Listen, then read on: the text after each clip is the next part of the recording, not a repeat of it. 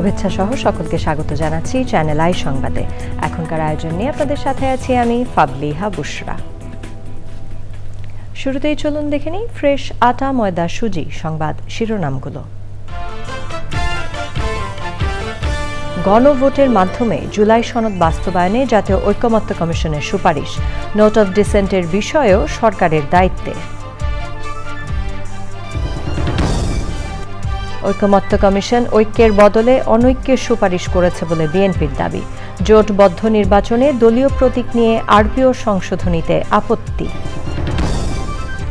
কেন্দ্রীয় শহীদ মিনারে জুলাই সনদ বাস্তবায়নের ঘোষণা দিতে প্রধান উপদেষ্টার প্রতি এনসিপির আহ্বান।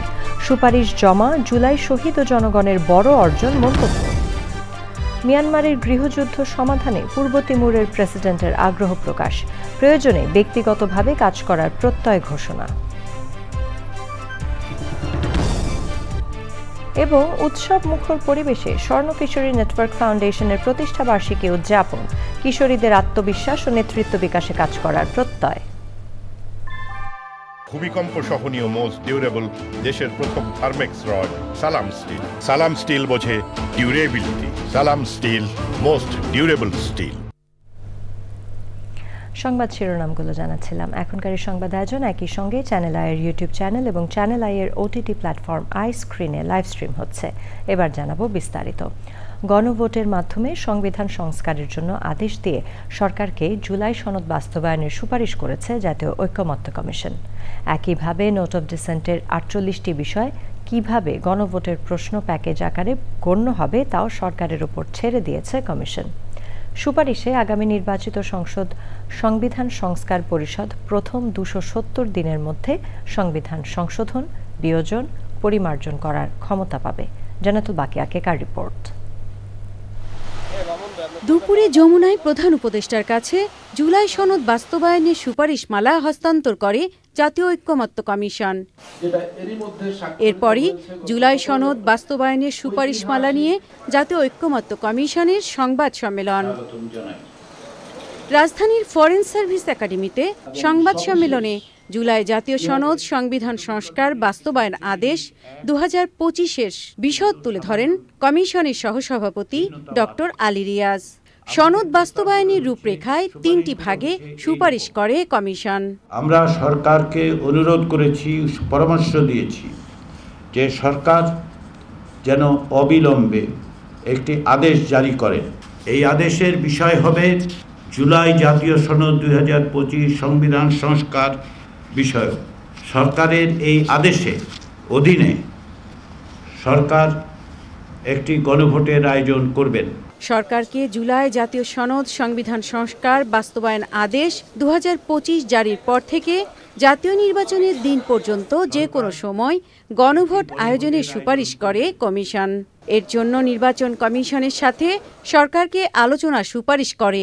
এই গণভোটের জনগণের কাছে আমরা সুপারিশ করেছি সরকার যেন একটি প্রশ্ন উত্থাপন করেন, সেটি হচ্ছে এই যে আদেশ এবং আদেশের তফসিলে অন্তর্ভুক্ত 48টি সংবিধান সংশ্লিষ্ট বিষয়ে সেগুলো বাস্তবায়নের ব্যাপারে জনগণের সম্মতি আছে কিনা। গণভোটে সংবিধান সংস্কারে হা ভোটে জনগণ সম্মতি দিলে সংবিধান সংস্কার পরিষদ সংবিধান সংস্কারের ম্যান্ডেট পাবে। ত্রয়োদশ জাতীয় সংসদ একই সঙ্গে সংবিধান সংস্কার পরিষদ এবং জাতীয় সংসদ হিসাবে কার্যকর থাকবে। এই সময়ের মধ্যে সংবিধান সংস্কার পরিষদের সদস্যরা জুলাই জাতীয় সনদে বর্ণিত এবং গণভোটে যদি সকলের জনগণের সম্মতি পাওয়া যায় সেই বিষয়গুলো সংবিধানে সংযুক্ত করার জন্য প্রয়োজনীয় সমস্ত রকম বিধিবিধান, প্রয়োজনীয় সংশোধন, সংযোজন, বিযোজন, পরিবর্ধন, পরিমার্জন করবেন। সনদ বাস্তবায়ন রূপরেখায় 100 সদস্যের উচ্চকক্ষ গঠনের প্রস্তাব করেছে কমিশন। সংবিধানের সঙ্গে সাংঘর্ষিক নয় এমন বিষয়গুলো সরকারি অধ্যাদেশের মাধ্যমে দ্রুত বাস্তবায়নের সুপারিশও করেছে জাতীয় ঐকমত্য কমিশন।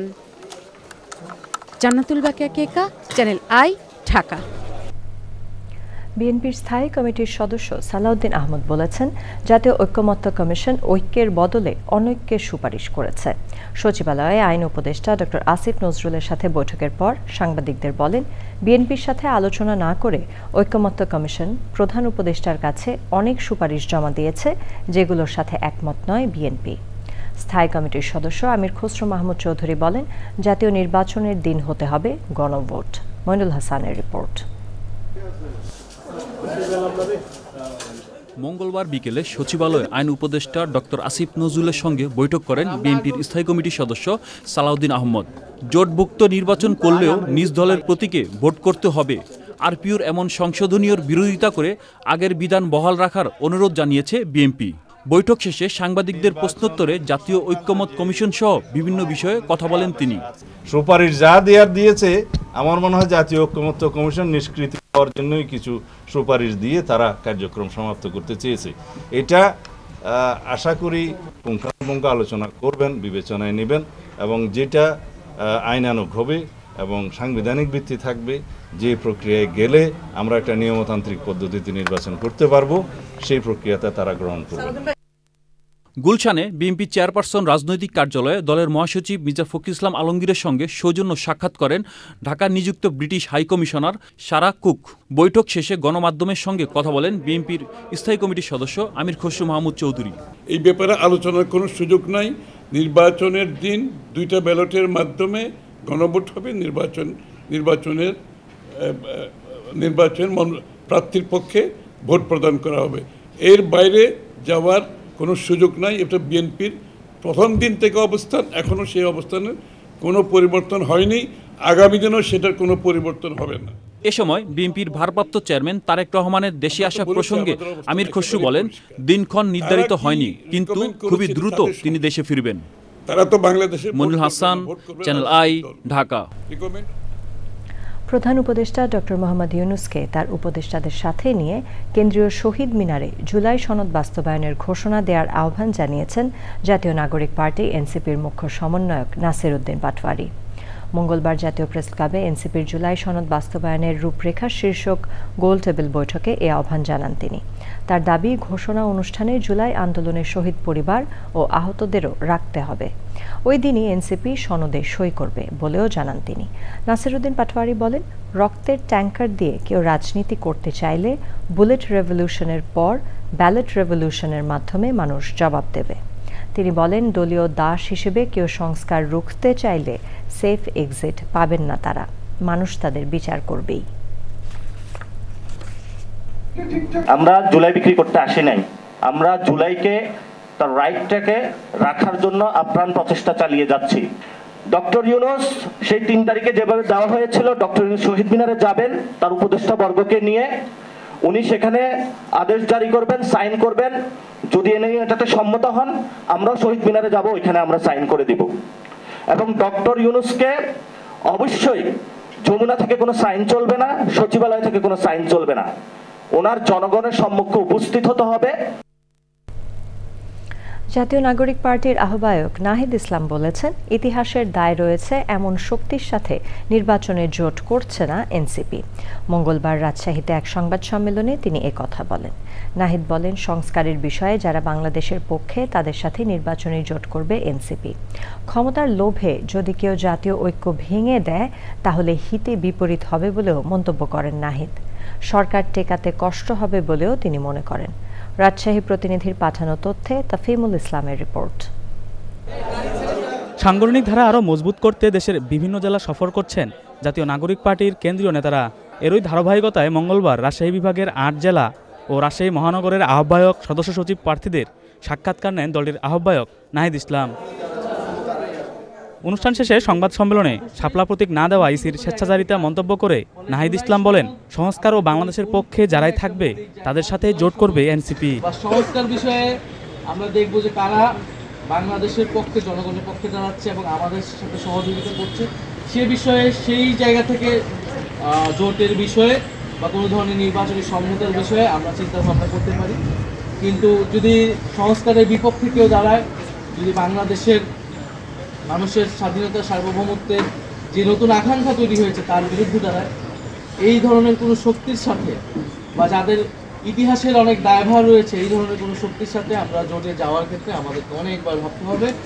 নাহিদ ইসলাম বলেন, ক্ষমতার লোভে কোনো শক্তি যদি জনগণের আকাঙ্ক্ষার উল্টো দিকে দাঁড়ায় তাহলে বিপরীত কিছু হতে পারে। যদি ক্ষমতার লোভে কোনো দল বা কোনো শক্তি মনে করে তারা এককভাবেই সব কিছু করবে বা এই জাতীয় ঐক্য ভেঙে দিবে বা জনগণের আকাঙ্ক্ষার বিপরীতে দাঁড়াবে, তাহলে কিন্তু হিতে বিপরীত হবে।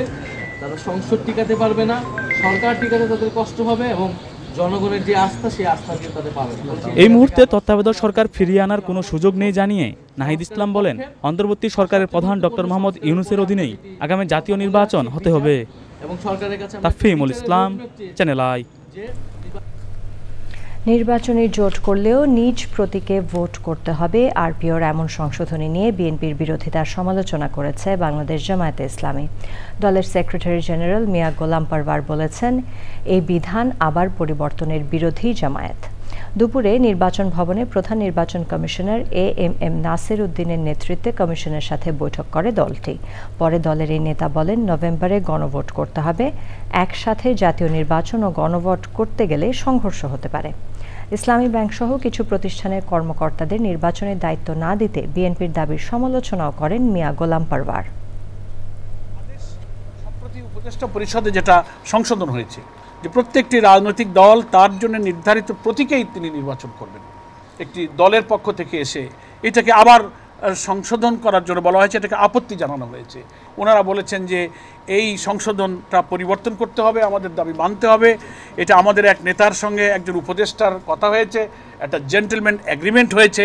আমরা খুব বিশ্বাসের সাথে আজকে চিফ কমিশনারকে বলেছি যে লেভেল প্লেইং ফিল্ড ভঙ্গ হওয়ার এর চেয়ে আর মানে কি বলবো, নেকেট উদাহরণ আর কি হতে পারে। পরিবেশ, বন ও জলবায়ু পরিবর্তন এবং পানি সম্পদ উপদেষ্টা সৈয়দ রিজওয়ানা হাসান বলেছেন, আগামী জলবায়ু সম্মেলনে বাংলাদেশের রাজনৈতিক অবস্থান পরিষ্কার করতে হবে। জলবায়ু পরিবর্তনের ফলে যে ক্ষতি হচ্ছে দেশে, সেটি কমিয়ে আনতে হবে। পরিবেশ অধিদপ্তরের জনগণের নেতৃত্বে নীতি প্রণয়ন COP30-এ বাংলাদেশের অবস্থান শীর্ষক আলোচনায় প্রধান অতিথির বক্তব্যে তিনি এসব বলেন। পরিবেশ উপদেষ্টা বলেছেন, জলবায়ু পরিবর্তনের কারণে সবচেয়ে বেশি ক্ষতির সম্মুখীন হচ্ছে প্রান্তিক এলাকায় নারী ও শিশুরা। জলবায়ু দেশগুলোর মধ্যে নিজেদের নেতৃত্বের অবস্থানকে মজবুত করতে হবে। এ সময় অ্যাকশন এইড বাংলাদেশের কান্ট্রি ডিরেক্টর ফারা কবির ও অন্যরা উপস্থিত ছিলেন।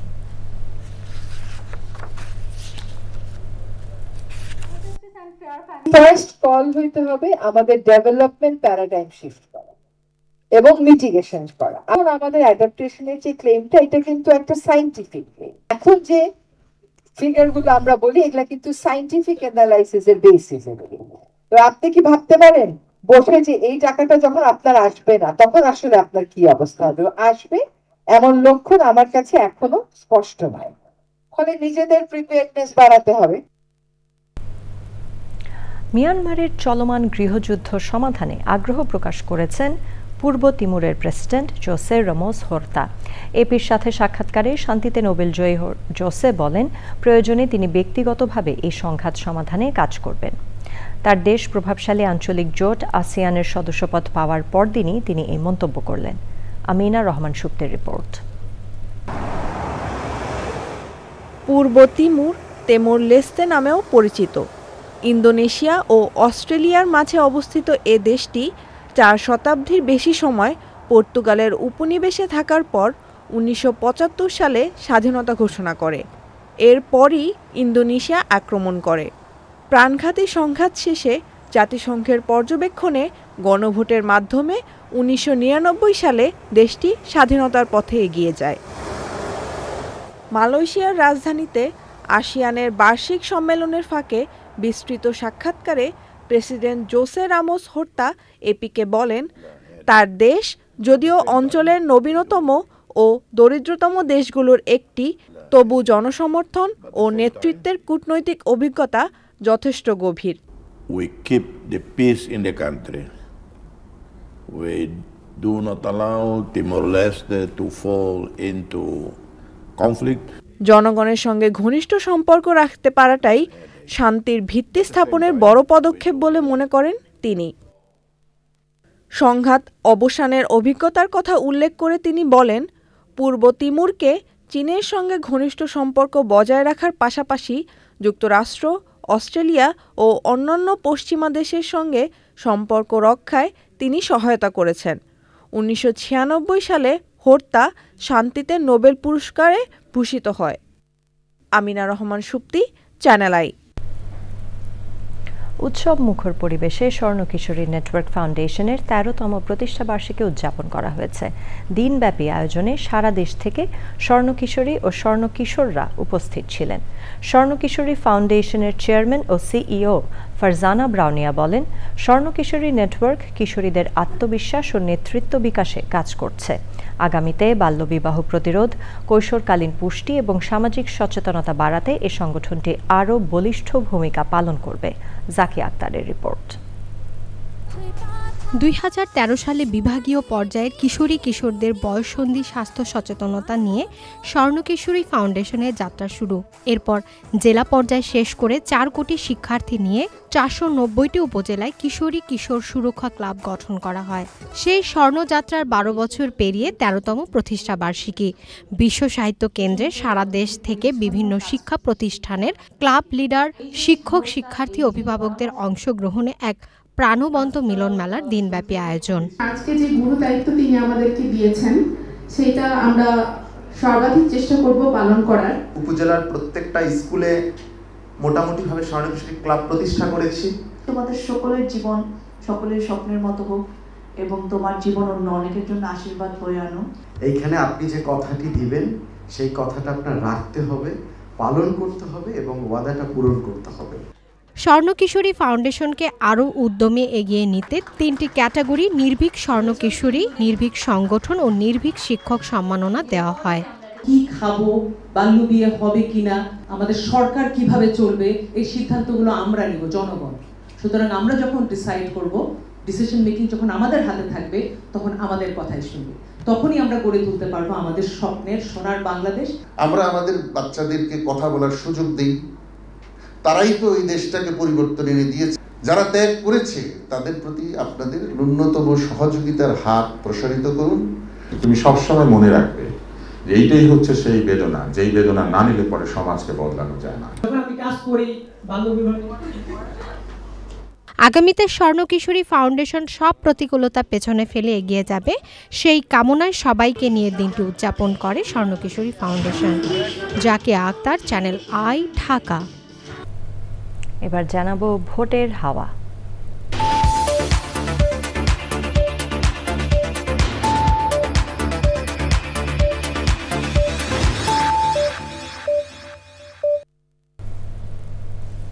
আসন্ন জাতীয় সংসদ নির্বাচনকে ঘিরে সারা দেশে বইছে নির্বাচনী হাওয়া। দীর্ঘদিন পর অবাধ, সুষ্ঠু একটি নির্বাচনের প্রত্যাশায় সবখানেই চলছে আলোচনা। দেশের নানা বয়সী, নানা পেশার মানুষ কি ভাবছেন নির্বাচন নিয়ে, আর জানবো কি চাইছেন খুলনার ভোটাররা। কে ভালো, কে কাজ করবেন, কে সৎ, কে জনগণের প্রতি প্রতিশ্রুতিশীল, এটা তো বোঝা কঠিন। তবে যেটা আমরা প্রত্যাশা করি, যিনি হচ্ছে পার্লামেন্ট মেম্বার হিসেবে শিক্ষাগত জায়গাটা, দক্ষতার জায়গা, যার হচ্ছে জনগণের সাথে সম্পৃক্ততা আছে, তৃণমূলের সাথে সম্পৃক্ততা আছে, জনগণের কষ্টটা বোঝেন এবং সমাজোপযোগী আইন প্রণয়নে যারা ভূমিকা রাখতে পারবেন, মানুষের কষ্টে, এলাকার মানুষের সুবিধা অসুবিধার মধ্যে যারা পাশে থাকবেন, সেরকম মানুষই পার্লামেন্ট মেম্বার নির্বাচিত হবেন, এটা আমরা প্রত্যাশা করি। নারী হিসেবে চাই নারী নিরাপদ একটা রাষ্ট্র হোক, নারী হিসেবে আমি স্বাধীনভাবে চলাফেরা করতে পারি এমন একটা রাষ্ট্র হোক, আর শিক্ষার্থী হিসেবে চাই শিক্ষা ব্যবস্থা উন্নতি হোক, আর হচ্ছে রাজনীতি মুক্ত একটা ক্যাম্পাস হোক। যদি যোগ্য প্রার্থী থাকে যারা নির্বাচিত হলে ভবিষ্যতে জনগণের জন্য সুফল বয়ে আসবে, এরকম কোন প্রার্থীকেই আমরা ভোট আমাদের যারা সুবিধা হবে আমরা সেরকম নেতৃত্ব চাই। যারা শান্তি শৃঙ্খলা যারা রাখতে চায় তাদেরকে আমরা ভোট দেবো। দেশটা তো ধ্বংসের পথে চলে গেছে। দেশের সাধারণ মানুষের আয়, ইনকাম, কাজ কর্ম সব দেশে বন্ধ, ব্যবসা বাণিজ্য সব দল অংশগ্রহণ করুক, আওয়ামী লীগ করুক, বিএনপি করুক, জামাত করুক, সব দল মিলে তবে দেশের শান্তি শৃঙ্খলা বজায় সুষ্ঠু নির্বাচন হলে আমরা নির্বাচন। আমি সৎযোগ্য প্রার্থীকে আমার জীবনের প্রথম ভোটটা দিতে চাই, যার সাথে আমি সরাসরি দেখা করতে পারবো এবং যার সাথে আমি ফ্রি মাইন্ডে সবকিছু শেয়ার করতে পারবো এবং দেশের উন্নতি হয় যেন আমাদের উন্নতি হয়। উন্নতি করতে গেলে যোগ্য ব্যক্তি লাগে, সৎ লোক লাগে। এখন রাজনীতিবিদরা এমন পজিশনে গেছে, এখন বলবো করতে গেলে তো তথাকথিত বাংলাদেশের এই দলগুলো বাদে বিকল্প কোনো শক্তি আসে। আমরা চাই সামনে যে নির্বাচন আসতেছে এটা সঠিকভাবে দলমত নির্বিশেষে অংশগ্রহণমূলক নির্বাচন হোক। এবার জানাবো অন্যান্য খবর। জামায়াতে ইসলামের সেক্রেটারি জেনারেল মিয়া গোলাম পারওয়ার বলেছেন, যারা একই দিনে গণভোট চায় তারা জুলাই সনদকে অকার্যকর করতে চায়। রাজধানীর বায়তুল মোকাররমে 2006 সালের 28 অক্টোবর হত্যাকাণ্ডের প্রতিবাদে বিক্ষোভ মিছিল পূর্ব সমাবেশে তিনি কথা বলেন। মিয়া গোলাম পারওয়ার বলেন, জুলাই সনদ অবিলম্বে আদেশ জারি করে জাতীয় নির্বাচনের আগে গণভোট আয়োজন করতে হবে। তিনি বলেন, সরকারের কোনো উপদেষ্টা মিলে একই দিনে নির্বাচন ও গণভোট করার চক্রান্ত চালাচ্ছে। তিনি বলেন, আওয়ামী লীগের রাজনীতি বাংলাদেশ থেকে চিরতরে বন্ধ করতে হবে।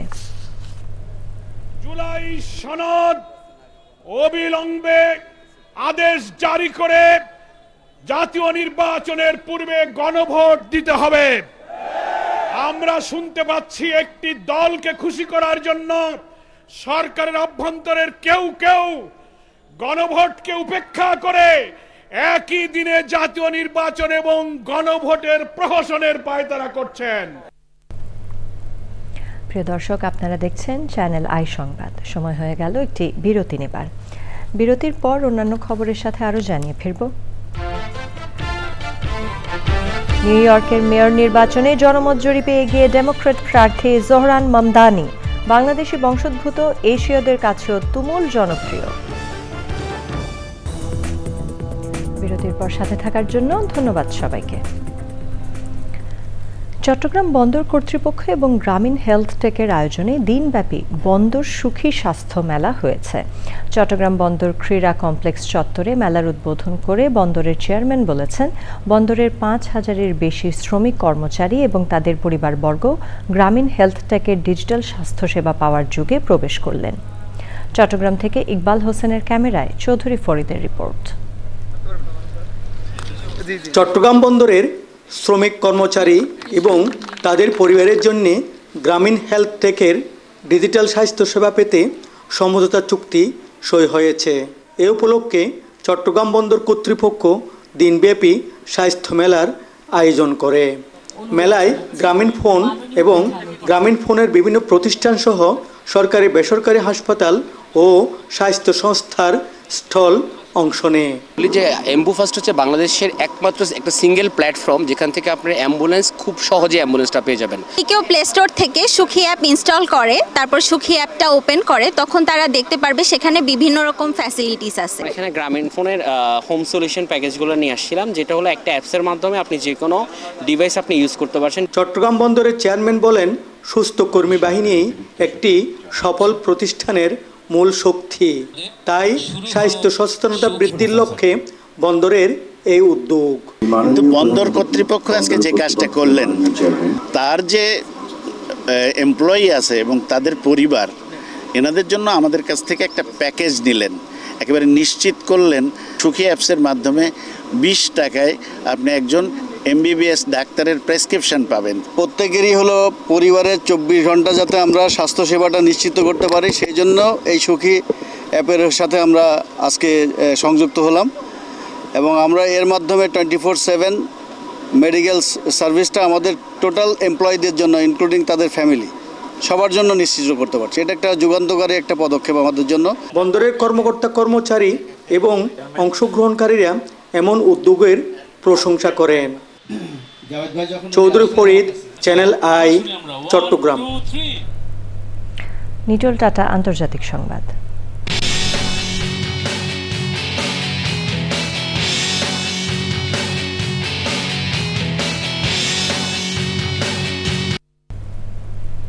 চৌঠা জানুয়ারি নিউ ইয়র্কের মেয়র নির্বাচন ঘিরে চলছে জমজমাট প্রচার। জনমত জরিপে আগাম ভোটে এগিয়ে আছেন ডেমোক্র্যাট প্রার্থী ভারতীয় বংশোদ্ভূত জোহরান মামদানি। রাজনীতিতে পরিবর্তনের প্রতিশ্রুতি ও প্রেসিডেন্ট ডোনাল্ড ট্রাম্পকে রাজনৈতিকভাবে মোকাবেলার অঙ্গীকারের কথা বলছেন তিনি। তরুণ রাজনীতিবিদ কে এই মামদানি? জনপ্রিয়তায় অনেক বয়োজ্যেষ্ঠকে কিভাবে পেছনে ফেলে এগিয়ে যাচ্ছেন, এ নিয়ে চলছে আলোচনা।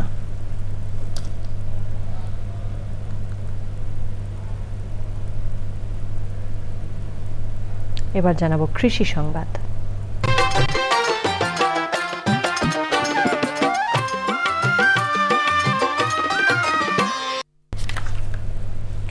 উপকূলীয় জেলা ভোলায় রয়েছে ছোট বড় 50টিরও বেশি চর, যেখানে প্রায় 200 বছর ধরে চলছে বাথানে মহিষ পালন, যা শুধু ঐতিহ্য নয়, চরবাসীর জীবন জীবিকা ও টিকে থাকার অন্যতম অবলম্বন।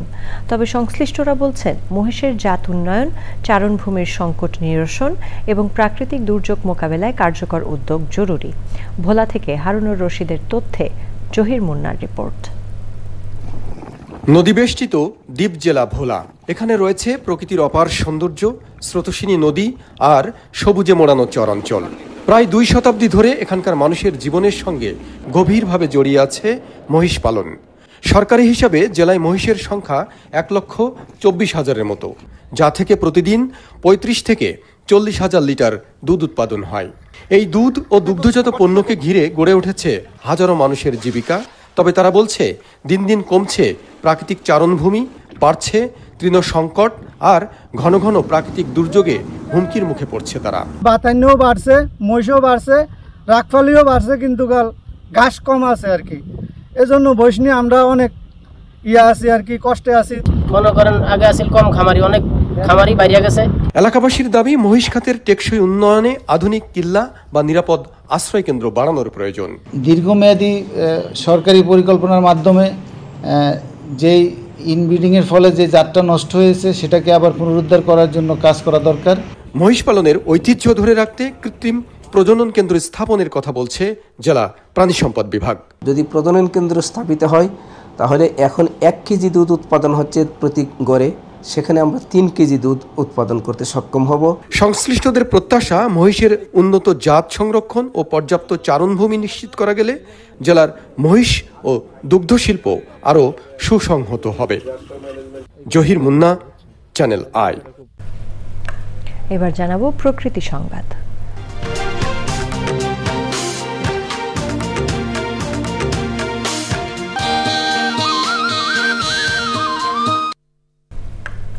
টেকসই অগ্রযাত্রা নিশ্চিতে সবুজে সাজায় বাংলাদেশ স্লোগানে নেত্রকোনায় বৃক্ষায়ন করেছে প্রকৃতি ও জীবন ক্লাব। 10টি উপজেলা, সদর ও প্রান্তিক জনপদে সবুজায়নের সহযোগী ছিল কৃষি সম্প্রসারণ অধিদপ্তরের খামার বাড়ি। এমন উদ্যোগ ভবিষ্যৎ প্রজন্ম সহ সবাইকে প্রকৃতি সংরক্ষণে উদ্বুদ্ধ করবে প্রত্যাশা বিশিষ্টজনদের। জাহেদ হাসানের তথ্যে আফরোজা হাসির রিপোর্ট। নেত্রকোনায় প্রতিনিয়ত কমছে বনাঞ্চল। এর বিপরীতে সুপেয় পানির তীব্র সংকট, অতিবৃষ্টি, খরা ও বজ্রপাত সহ বৃদ্ধি পাচ্ছে প্রাকৃতিক দুর্যোগ। বিপন্ন বাস্তুতন্ত্র পুনরুদ্ধারে প্রকৃতি ও জীবন ক্লাবের সবুজায়ন। জেলার স্কুল কলেজ সহ গ্রামগঞ্জ, পাড়া মহল্লা, বাড়ির আঙিনা, সড়কের পাশে রোপণ করা হয় হাজারো বৃক্ষ। তাল গাছ একটি খুবই উপকারী বৃক্ষ, যার ফলে আমরা অনেক প্রাকৃতিক দুর্যোগ থেকে রক্ষা পাই। যদি প্রত্যেকটি এলাকায় গাছ লাগানো হয়, তাহলে পরিবেশ সুন্দর থাকবে। সকলেই যাতে আমরা বাড়ির আঙ্গিনা, বাড়ির আশেপাশে ফলের চারা লাগাই, বনের চারা লাগাই এবং ঔষধি গাছ লাগাই। তাল গাছ রোপণ করা অতি জরুরি, যেগুলো হলো বজ্রপাত নিয়ন্ত্রণ করার জন্য একটা বিশেষ ভূমিকা রাখে। রোপণের পাশাপাশি পরিচর্যায় তাগিদ বিশিষ্টজনদের। অতি বর্ষা, বন্যা, খরা ইত্যাদির হাত থেকে বাঁচতে হলে এই জলবায়ু পরিবর্তনের কর্মসূচিতে অংশগ্রহণ করলে আমরা রক্ষা পাবো। আশা করি যে আমাদের এই কর্মসূচি বাস্তবায়নের ফলে আমাদের দেশে বনভূমির পরিমাণ বৃদ্ধি পাবে। বৃক্ষরোপণ কর্মসূচি অব্যাহত রাখি প্রতি বছর, তাহলে আমাদের যে অক্সিজেনের ঘাটতি সেটা থাকবে না এবং আমরা একটা নির্মল পরিবেশ সকলে উপহার পাবো। ভবিষ্যতের নিরাপদ আবাস নিশ্চিতে পরিবেশ সুরক্ষার আন্দোলন বেগবান করার আহ্বান সচেতন মহলের। আফরোজা হাসি, প্রকৃতি ও জীবন ডেস্ক, চ্যানেল আই। এবার ঢাকা ব্যাংক পিএলসি বাণিজ্য সংবাদ।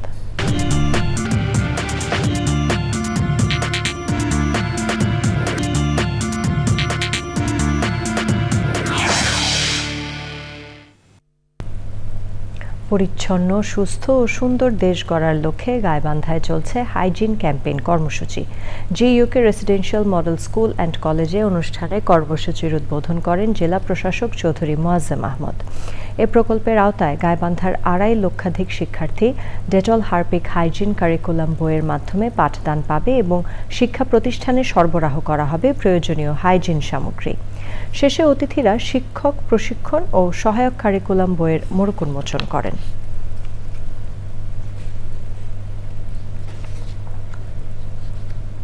সংবাদে আবারও সময় হয়ে গেল একটি বিরতি নেবার। বিরতির পর অন্যান্য খবরের সাথে আরও জানিয়ে ফিরব। চট্টগ্রামে পোস্টার লাগানোকে কেন্দ্র করে বিএনপির 2 গ্রুপের সংঘর্ষে নিহত 1, আহত 10 জনের মধ্যে কয়েকজনের অবস্থা আশঙ্কাজনক। বিরতির পর সাথে থাকার জন্য ধন্যবাদ সবাইকে। চট্টগ্রাম নগরীর বাকলিয়ায় বিএনপির 2 গ্রুপের সংঘর্ষে মোহাম্মদ সাজ্জাদ নামে এক ছাত্রদল কর্মী নিহত হয়েছেন। আহত হয়েছেন 10 জন, তাদের কয়েকজনের অবস্থা আশঙ্কাজনক। এ ঘটনায় নিষিদ্ধ ছাত্রলীগের অনুপ্রবেশ ছিল বলে অভিযোগ করেছেন চট্টগ্রাম সিটি মেয়র। চট্টগ্রাম থেকে চৌধুরী ফরিদের পাঠানো তথ্যে রিয়াজ ইসলামের রিপোর্ট। সোমবার রাতে চট্টগ্রাম সিটি কর্পোরেশনের মেয়র ডাক্তার শাহাদাত হোসেনের ব্যানার সরানোকে কেন্দ্র করে বিএনপির 2 পক্ষের মধ্যে বাগবিতণ্ডা হয়। এক পর্যায়ে তা সংঘর্ষের রূপ নেয়, গোলাগুলির ঘটনাও ঘটে। এতে বেশ কয়েকজন গুলিবিদ্ধ হন। আহতদের চট্টগ্রাম মেডিকেল কলেজ হাসপাতালে নেওয়ার পর সাজ্জাদ নামের এক ছাত্রদল কর্মীর মৃত্যু হয়। নিহত সাজ্জাদের বাড়ি কুমিল্লা জেলার মুরাদনগর থানার হীরাকান্দা এলাকায়। স্বজনরা জানিয়েছে সাজ্জাদের বুকে ও শরীরের বিভিন্ন অংশে গুলি চিহ্ন রয়েছে। আমরা সঠিক জানি না, মোবাইল করে দেখেন, মোবাইল সব বন্ধ। আমার ছোট ছেলে, এটা সবার ছোট, আমার 3 ছেলে, এক ছেলে ছোটটা সাজ্জাদ। যারা মারছে আমি এদের বিচার চাই। আহত কয়েকজন আশঙ্কাজনক অবস্থায় চট্টগ্রাম মেডিকেল কলেজে চিকিৎসাধীন রয়েছেন। হতাহতদের দেখতে হাসপাতালে যান Chittagong city mayor doctor Shahadat Hossain. ঘটনায় জড়িতদের গ্রেপ্তার ও শাস্তি দাবি করেন তিনি। যে যুবলীগ ছাত্রলীগের যেসব ক্রিমিনাল একসময় এখানে ছাত্রলীগের সভাপতি মানিক ছিল, আমাদের ছেলেদেরকে অনেক অত্যাচার করেছে, তারই কিছু ছেলেপেলে এখানে আছে। ইভেন দক্ষিণ জেলার কিছু ছেলে এখানে আমি দেখতে পাচ্ছি, তারা এখানে এসে একটা গার্ড বেঁধেছে এই এলাকায়। কিন্তু আমার মনে হচ্ছে বাকুলিয়া থানার যারা দায়িত্বে আছে তাদের গতিবিধি এবং ওসি সহ যারা কর্মকর্তা আছে তাদের ব্যাপারে আমার যথেষ্ট প্রশ্ন আছে। আমার মনে হচ্ছে তারা আওয়ামী লীগের কোনো না কোনো ঊর্ধ্বতন কর্মকর্তার পরামর্শে এই থানা চলছে। দোষীদের গ্রেপ্তারের চেষ্টা চলছে বলে জানিয়েছে পুলিশ। Riaz Islam, channel I. বাংলাদেশ দক্ষিণ এশিয়ার অন্যতম দ্রুত বয়স্ক জনগোষ্ঠী বৃদ্ধির পথে থাকা দেশ। 2020 সালে যেখানে দেশের 60 বছর বা তদূর্ধ্ব জনগোষ্ঠীর হার ছিল প্রায় 13%, 2050 সালের মধ্যে তা 20% অতিক্রম করবে। এশীয় উন্নয়ন ব্যাংক এডিবি এবং আয়াত এডুকেশন ফাউন্ডেশন বাংলাদেশের প্রবীণ জনগোষ্ঠীর জন্য প্রথম লং টার্ম কেয়ার বিষয়ক দেশভিত্তিক বিশ্লেষণমূলক গবেষণায় এই তথ্য জানিয়েছে।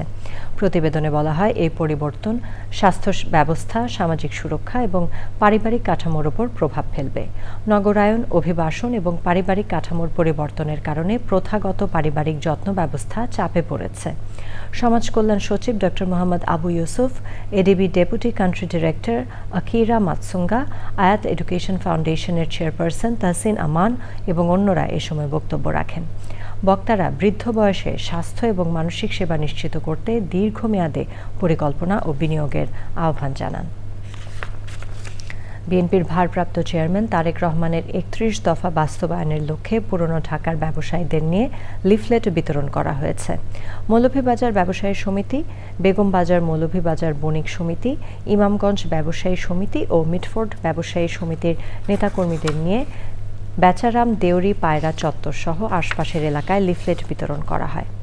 এ সময় ছিলেন বিএনপির জাতীয় নির্বাহী কমিটির সদস্য রফিকুল ইসলাম রাসেল এবং অন্যরা।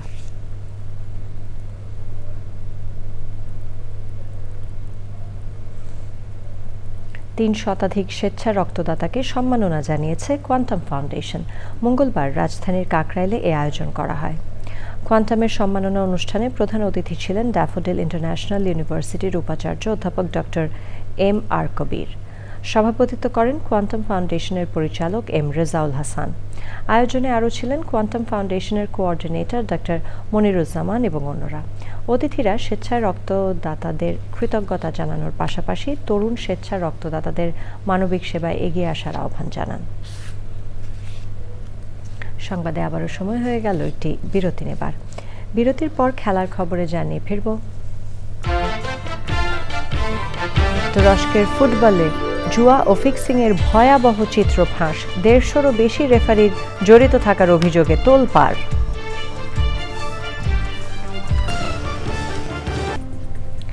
চট্টগ্রামে পল্টন ট্র্যাজেডি দিবসে ইসলামী ছাত্র শিবির চট্টগ্রাম মহানগরের আয়োজনে আলোচনা সভা ও দোয়া মাহফিল হয়েছে।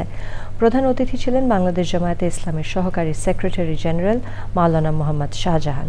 তিনি বলেন, গণতান্ত্রিক জাগরণকে বাধাগ্রস্ত করার জন্য আওয়ামী লীগ নিরীহ মানুষকে হত্যা করেছে, তাদের আর বাংলাদেশে ফিরতে দেয়া হবে না। এ সময় ছাত্র শিবির চট্টগ্রাম মহানগর উত্তরের সাংগঠনিক সম্পাদক খুররম মুরাদ, গোলাম আজম, আরাফাত হোসেন এবং অন্যরা উপস্থিত ছিলেন। এবার জানাবো খেলার খবর।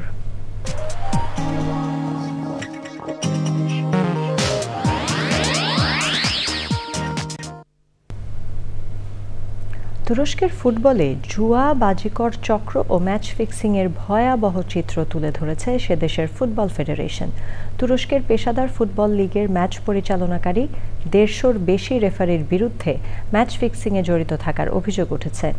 সংবাদ সম্মেলনে তুরস্ক ফুটবল ফেডারেশনের সভাপতি ইব্রাহিম হাজি ওসমান গন্টু জানিয়েছেন, তদন্তের পর তারা জানতে পেরেছেন ম্যাচ পরিচালনায় সক্রিয় 571 জন রেফারির মধ্যে 371 জনেরই বিভিন্ন বেটিং কোম্পানিতে অন্তত একটি করে অ্যাকাউন্ট পরিচালনা করছেন।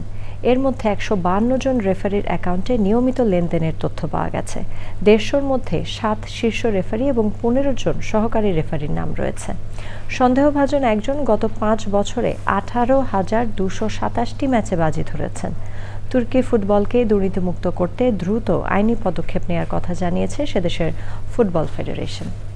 এরই সাথে আয়োজনের শেষ পর্যায়ে আমরা, তবে যাবার আগে ফ্রেশ আটা, ময়দা, সুজি সংবাদ শিরোনামগুলো জানিয়ে দিচ্ছি আরও একবার। গণভোটের মাধ্যমে জুলাই সনদ বাস্তবায়নে জাতীয় ঐকমত্য কমিশনের সুপারিশ, নোট অফ ডিসেন্টের বিষয়ও সরকারের দায়িত্বে। ঐকমত্য কমিশন ঐক্যের বদলে অনৈক্যের সুপারিশ করেছে বলে বিএনপির দাবি। জোটবদ্ধ নির্বাচনে দলীয় প্রতীক নিয়ে আরপিও সংশোধনীতে আপত্তি। কেন্দ্রীয় শহীদ মিনারে জুলাই সনদ বাস্তবায়নের ঘোষণা দিতে প্রধান উপদেষ্টার প্রতি এনসিপির আহ্বান। সুপারিশ জমা, জুলাই শহীদ জনগণের বড় অর্জন মন্তব্য। মিয়ানমারের গৃহযুদ্ধ সমাধানে পূর্ব তিমুরের প্রেসিডেন্টের আগ্রহ প্রকাশ, প্রয়োজনে ব্যক্তিগতভাবে কাজ করার প্রত্যয় ঘোষণা।